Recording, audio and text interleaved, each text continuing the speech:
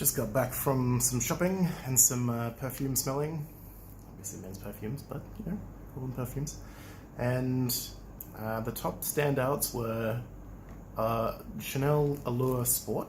What? I already have the Extreme, and they are so similar. This one is so similar. I'm so glad I have this one because I really love that one. And 212 VIP Black. It's sort of like a vanilla licorice. It's got that aniseed, and I just personally love that.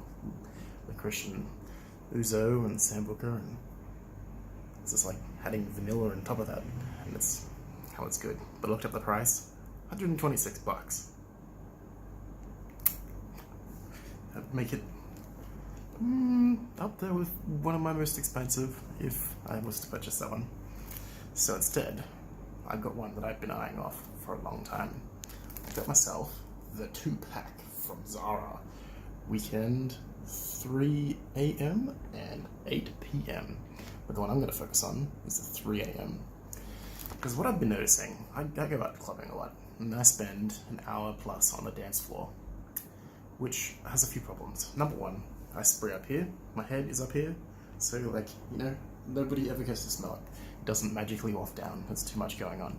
So I have to spray like the lower part of my body, which means that I don't get to smell it as much. So the plan is to take, I'll explain another problem.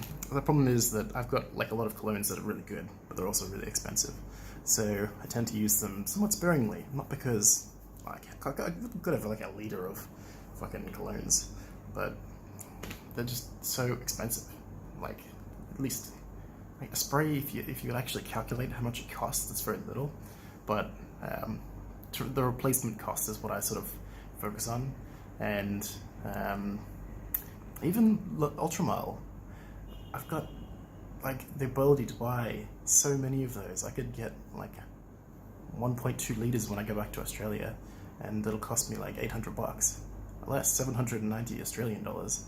So it's like 560 US dollars. But I just can't, for the life of me, bring myself to decant it and then take it out with me and spray myself constantly.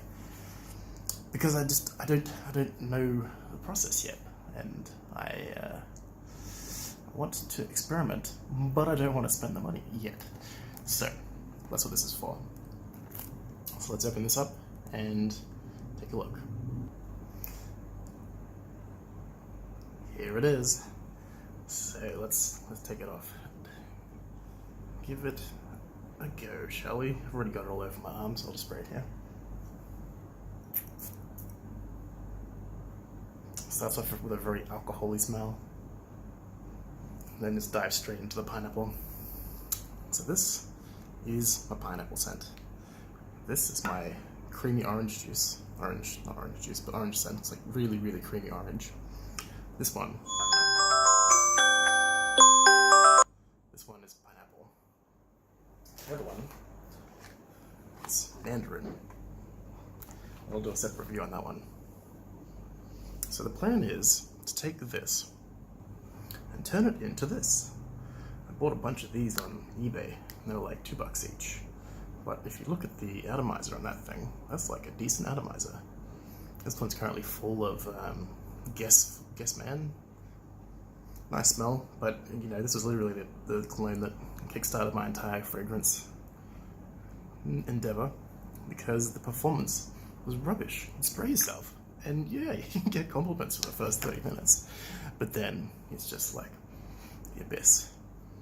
This pineapple, like, wow, it is really good. So what you do is you somehow, I'm probably going to use some pliers or something and pull that off. Then you just grab this thing and pump it down and fill it up, and then you can see the juice in here. Yep, there you go, see that bubble? You're supposed to fill these up 2/3 of the way, but I was like, fuck it, I'm leaving this shit in Australia and I'm going for a long time, so I'm gonna fill it up as much as I possibly can. Plus I want to see if it leaks, and to my surprise, it doesn't. So there we go. That's my plan for weekend 3 a.m. I guess you can call it a review. but it's really just the cheap cologne I'm gonna spray myself with as I'm clothing.